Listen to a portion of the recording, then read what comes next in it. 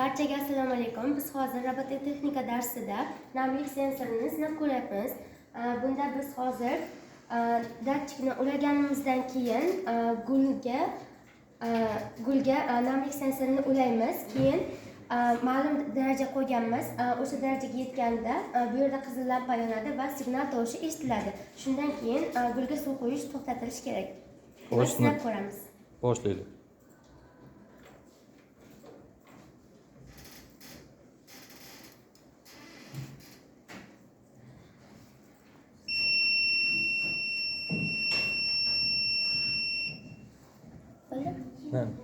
Yana bir qo'l.